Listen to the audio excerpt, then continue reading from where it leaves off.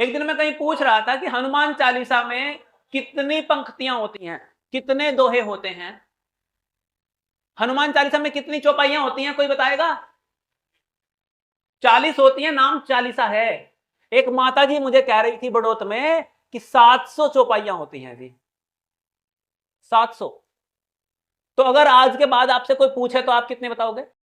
40 चौपाइयां होते हैं, 3 छंद होते हैं, 2 प्रारंभ में और 1 लास्ट में, कुल मिलाकर 43। ठीक है। सुंदरकांड में कितने दोहे हैं? 60। सुंदरकांड में कितने दोहे हैं? 60 दोहे हैं, हिंदुओं को पता होना चाहिए। और चौपाइयां या पंक्तियां 526। मैं, हालांकि आप में से अधिकतर लोगों को मालूम है, लेकिन मैं एक बार फिर भी बता देता हूं। महर्षि वाल्मीकि जी ने, जो आदि कवि हैं, आवाज क्लियर है? ज्यादा तो नहीं हो रही? ठीक सुन पा रहे हैं आपको? महर्षि वाल्मीकि जी ने रामायण लिखी संस्कृत में, त्रेता युग में, जब भगवान श्री राम जी थे। और अभी कलयुग में गोस्वामी तुलसीदास जी ने श्री रामचरितमानस लिखा, 500-600 साल पहले, 1500 कुछ में, अवध भाषा में, सामान्य भाषा में, बोलचाल की भाषा में। अगर संस्कृत में रामायण होती तो क्या आप और हम पढ़ पाते? तो गोस्वामी जी का उपकार है कि उन्होंने सामान्य भाषा में लिख दिया। रामचरितमानस में कितने कांड हैं? कितने कांड हैं जी? 7 कांड हैं। आज याद रखना, हिंदुओं को तो पता होना चाहिए। माताओं बहनों, एक बात और बताऊं, गीत नहीं बजने के, डांस नहीं होने का, माफी चाहूंगा, नाचने का अवसर नहीं मिलने का, क्योंकि जब नाचने का अवसर मिलता है तो ज्ञान नहीं मिल पाता। आज परम सौभाग्य से आप सब लोगों की उपस्थिति यहां हुई है। ऐसी कथा मुझे लगता है पिछले पता नहीं कितने जन्मों का पुण्य एक हुआ होगा आपका और मेरा भी, कि हम लोग यहां उपस्थित हो पाए। अनेकों लोगों के पास तक सूचना भी नहीं जा पाई समय के अभाव के कारण। जिनके पास सूचना पहुंची वो किसी कार्य में उलझ गए, ग्रह कार्य नाना जंजाला, वे आ भी नहीं पाए। तो यहां वो उपस्थित हुआ है जिसको उन्होंने बुलाया है। श्री हरि की कृपा के बिना कुछ नहीं हो सकता। बिनु हरि कृपा मिले नहीं संता। हरि की कृपा के बिना, उनकी इच्छा के बिना मंदिर में जा भी नहीं सकते। राम का नाम भी तभी ले पाओगे जब राम जी चाहेंगे। तो ये बड़ा पुण्य है आज हमारा कि हम उपस्थित हो पाए हैं। तो हम बात कर रहे थे कि रामायण में, रामचरितमानस में 7 कांड होते हैं, आप याद रखिएगा। पहले कांड का नाम बाल कांड। बच्चा, जब जन्म लेते हैं हम कैसे होते हैं? बच्चे। जब राम जी का जन्म हुआ, वो जन्म की जो घटनाएं हैं और उससे पहले 300 कुछ दोहे लिखे गए। बालकांड सबसे बड़ा है। रामचरितमानस का सबसे बड़ा कांड बालकांड है, बहुत बड़ा है। बाल्यावस्था की घटनाएं हैं। उसके बाद, अच्छा, राम जी का जन्म कहां हुआ? अयोध्या में। तो दूसरे कांड का नाम है अयोध्या कांड। याद रहेंगे ना? अब अपने बच्चों को घर में बता तो सकेंगे ना? जब बच्चे आपको मैं बताऊं, मेरे पास एक लड़का आया नवोदय विद्यालय से पढ़ने, एनडीए की तैयारी करने के लिए। एनडीए एक बड़ी अच्छी जॉब होती है, प्रतिष्ठित सेवा होती है भारत सरकार की। मैंने उससे पूछा, बताओ रामचंद्र जी के कितने भाई थे? रामचंद्र जी कितने भाई थे? उसने कहा, गुरुजी 5 भाई थे। इन हिंदुओं का पतन हो रहा है कि उत्थान हो रहा है जब बच्चे कहते हैं कि रामचंद्र जी 5 भाई थे। पतन हो रहा है ना जी। कहीं ना कहीं गिरावट आ रही है हिंदुत्व की। जब घरों में रामायण खुलेगी नहीं तो ऐसा ही होगा। चलिए, तो हम बात कर रहे हैं पहले कांड का नाम बालकांड, दूसरे कांड का नाम अयोध्या कांड, तीसरे कांड का नाम, अयोध्या में मुख्य घटना घटती है जब रामचंद्र जी को वनवास दे दिया जाता है, और मुख्य घटना क्या होती है, इसके बाद की क्या घटना होती है वनवास देने के बाद की, वे वनों में चले जाते हैं। वन को कहते हैं अरण्य। तो तीसरे कांड का नाम है अरण्य कांड, जिसमें रामचंद्र जी वनवास चले जाते हैं। वनों में घूमते हुए वो गए थे, सुग्रीव से मिले थे। सुग्रीव किस नगरी में रहते थे? किष्किंधा नगरी में। तो चौथे कांड का नाम है किष्किंधा कांड। याद रह जाएंगे ना ऐसे, किष्किंधा कांड। किष्किंधा कांड में राम जी और सुग्रीव जी की मित्रता कराई किसने? हनुमान जी ने। राम जी कौन है? ब्रह्म। ब्रह्म। सुग्रीव कौन है? जीव। मित्रता किसने कराई? हनुमान जी ने। हनुमान जी कौन है? गुरु। गुरु का काम जीव को शिव से मिला देना।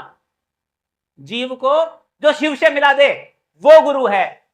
और अगर गुरु तो है लेकिन शिव से खुद ही ना मिला हो, वो गुरु नहीं। गुरु वह होता है जो आपको साक्षात करा दे। गुरु वह होता है जिसने स्वयं साक्षात किया हो परमात्मा का। मेरे पास बहुत सारी मालाएं हैं, बड़ी बड़ी, अजय भैया ने लाकर दी हुई है मुझे। मालाएं धारण करने से, बड़ी बड़ी मोटी मोटी मालाएं धारण करने से कोई गुरु नहीं बन जाता। कपड़े पहनने से गुरु नहीं बनता। मैं आपको सच बताऊं, आज दूसरी बार मैंने कुर्ता पजामा पहना। मैं तो पैंट शर्ट में ही आने वाला था। मेरे साथियों ने कहा, अजय ने भी कहा कि भाई देखो, जब ये काम करना है तो कुर्ता पजामा पहनना ही पड़ेगा। देखो, गुरु का वस्त्रों से कोई संबंध नहीं होता। आप किसी के वस्त्र देखकर, किसी की माला देखकर और टीका देखकर गुरु है इस मानने के भ्रम में मत पड़ना। गुरु अपने आचरण से पहचाना जाता है, व्यवहार से पहचाना जाता है, वाणी से पहचाना जाता है। गुरु की नजर आपके चित्त पर है कि गुरु की नजर आपके वित्त पर है। बस इस चीज का आपको देखना है। उसके लिए ईश्वर ने आपको विवेक दिया है। श्री राम बोलो, श्री राम, श्री राम, श्री राम। जब आप कभी भी व्यथित हो, मन परेशान हो और मन ये करे किसी से बुझा ले लूं, तो किसी के चक्कर में मत पड़ना। आराम से घर पर बैठना और बोलना, आंखें बंद करके, श्री राम, श्री राम, श्री राम। जब आप 10, 20, 50 बार राम बोलेंगे, आपके आसपास सकारात्मक वातावरण अपने आप बन जाएगा। आपको किसी के पास जाने की आवश्यकता नहीं। आपको अपने राम को मानने की आवश्यकता है। अच्छा, बचपन से आपने किसका नाम सुना? राम का नाम सुना किसी और का? और आज तो राम के नाम के बजाय भी कुछ और होने लगा। एक संत ये कह रहे थे, क्योंकि मुझे अपना ज्ञान कुछ नहीं है, मैं तो अज्ञानी हूं, अल्पमति। जो भी देखो सिस्टम, एक सीरीज वाइज तो कुछ नहीं सुना रहा हूं ना आपको। कभी कुछ बताने लगता हूं, कभी कुछ बताने लगता हूं, है ना? उसके लिए मैं माफी चाहूंगा। लेकिन चलिए, मैं भूल गया हूं, आगे बढ़ते हैं हम। यहां तो हम 7 कांड की बात कर रहे थे। चौथा कांड था जब सुग्रीव जी और राम जी का मिलन हुआ, किष्किंधा कांड। 5वां कांड है आपका जब सुग्रीव जी अपनी सेना को माता सीता की खोज में भेजते हैं। कितनी टुकड़ियां बनाई गई थी? 4 टुकड़ियां बनाई गई थी। कितनी दिशाओं में भेजी गई? चारों दिशाओं में। दक्षिण दिशा में भेजी गई, उस टुकड़ी में थे हनुमान जी, जामवंत जी, नल, नील, अंगद और 2, 4, 10 और लोग। सबसे छोटी टुकड़ी हनुमान जी वाली थी और बाकी टुकड़ियां बहुत बड़ी बड़ी थी। जब माता शबरी ने बता दिया था, सुग्रीव ने भी संकेत दे दिया था कि माता सीता का हरण रावण करके ले गया और रावण का निवास दक्षिण दिशा में है, तो चारों दिशाओं में वानरों को क्यों भेजा गया? क्योंकि रावण मायावी है और मायावी व्यक्ति दिखता इधर है, पाता उधर है। ऐसे रावण आपके आसपास भी बहुत होते हैं, दिखते आपके साथ हैं, आवश्यकता में पाते हैं सामने वाले के साइड में। तो इसलिए सतर्कता के लिए चारों दिशाओं में 4 टोलियां बनाकर भेजी गई थी। तो माता सीता की खोज करते हुए जब हनुमान जी की टीम समुद्र के पास पहुंच जाती है, अब समस्या यह आती है कि समुद्र को लांघकर उस पार कौन जाएगा। यहां से सुंदरकांड शुरू होता है। तो कोई पूछे सुंदरकांड में क्या है, तो सुंदरकांड में माता सीता की खोज सुंदरकांड में है। हनुमान जी जाते हैं लंका नगरी में, माता सीता की खोज करते हैं, लंका को विध्वंस करते हैं, जलाते हैं, और आकर श्री राम जी को संदेश देते हैं। यहां तक की घटना। फिर विभीषण आता है श्री राम जी की शरण में, और पुल बनाने की तैयारी की जाती है। यहां तक की घटना सुंदरकांड में है। सुंदरकांड के बाद लंका कांड, जब युद्ध होता है और रावण मारा जाता है। और इसके बाद है उत्तरकांड, जब सारे प्रश्नों के उत्तर दिए जाते हैं। तो कुल मिलाकर 7 कांड हैं। एक बार आप मुझे बताओ कौन कौन से हैं, ताकि आप घर परिवार में अपने बच्चों को और किसी और को भी बता सके और कह सको हम हिंदू हैं, हमें रामचरितमानस के बारे में कुछ बातें मालूम हैं।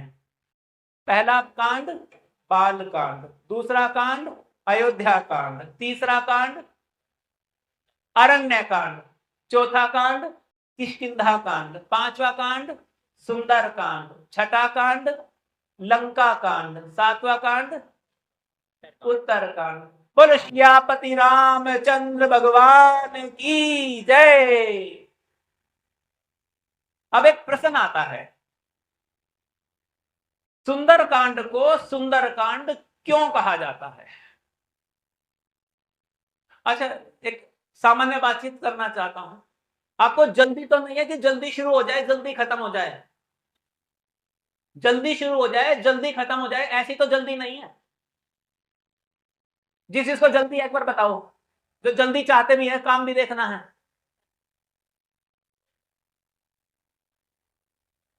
मतलब मौन, मौन का मतलब होता है सहमति, लेकिन चेहरे ये बता रहे हैं जल्दी मुक्ति मिल जाए तो अच्छा है। अब मुझे बुरा नहीं मानिएगा, अब मुझे यह बताइए, जब आप तीर्थों पर जाते हैं, 3 दिन का तीर्थ किया आपने, है ना, या 7 दिन का आपने तीर्थ किया, पैसा भी खर्च करते हैं, घूमना फिरना भी करते हैं, क्या इतना ज्ञान लेकर कहीं से आए आप? अगर आपको कोई बता दे कि वहां कोई बाबा जी आए हुए हैं, ऐसा कड़ा पहरावेंगे, पहनाते ही धर्म के बस पोबारा हो जाएंगे। आप 12 घंटे लाइन में लगने को तैयार हैं कि नहीं? मेरा एक विद्यार्थी जो एयरफोर्स में है, वो बता रहा था जी हम कहीं किसी धाम पर गए थे, मैं नाम नहीं लूंगा, गुरुजी से मिलने के लिए टोकन लेना पड़ता है पहले, और उस टोकन के लिए 20 घंटे लाइन में खड़े रहे, 20 घंटे लाइन में खड़े रहे, तब टोकन मिला, फिर गुरुजी से मिलना हुआ। यहां क्या हमारे पास में 2.5-3 घंटे नहीं हो सकते? अच्छा, ओपरा पराया झाड़ने वाले की, तागे तमीज देने वाले के पास नहीं हम बैठे रहते, गुरुजी गुरुजी करके हाथ जोड़ के बैठे रहते हैं, क्योंकि वहां मैं बताओ वो कुछ टोना टोट का चमत्कार करके दे देगा, घर में मौज आ जाएगी। देखिए, आप किसी भी ऐसे पैसे लेकर 50-60 हजार रुपए लेकर आपके नाम का पाठ बैठाए, कोई मंत्र पंत्र करे, उसके चक्कर में मत पड़ना। केवल श्री हनुमान चालीसा का पाठ करना है, सुंदरकांड का पाठ करना है, आपके सब संकट दूर हो जाते हैं। चलिए हम आगे की बात करते हैं। सुंदरकांड को सुंदरकांड क्यों कहा गया, यह पहला प्रश्न है। हिंदू लोग जब विपत्ति आती है तो लोग यही कहते हैं घर में 5 सुंदरकांड के पाठ करा लेना, सारा काम बन जाएगा। तो कोई ये भी तो बताए कि सुंदरकांड को सुंदरकांड क्यों कहा जाता है? जानना है कि आगे बढ़े? जानना है।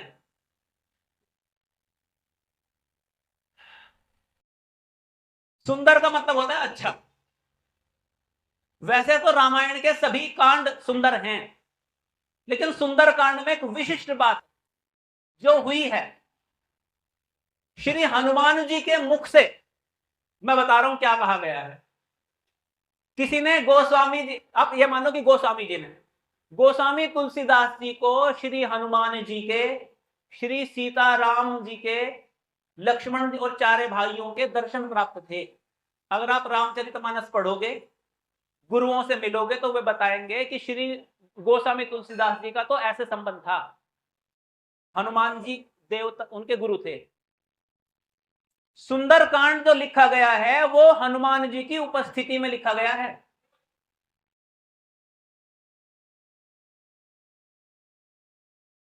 ध्यान लगा भाई, सभी नॉर्मल है ना, बोर तो नहीं हो रहे। सुंदरकांड, हनुमान जी से पूछते हैं कि हनुमान जी इस कांड का नाम सुंदरकांड क्यों रखा गया?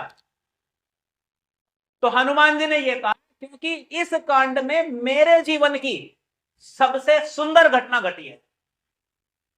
कोई बताएगा हनुमान जी के जीवन की सबसे सुंदर घटना क्या है? हनुमान जी के जीवन की सबसे सुंदर घटना क्या है? कोई बताएगा तो उसे राम जी के भंडारे से 100 का नोट मिलेगा।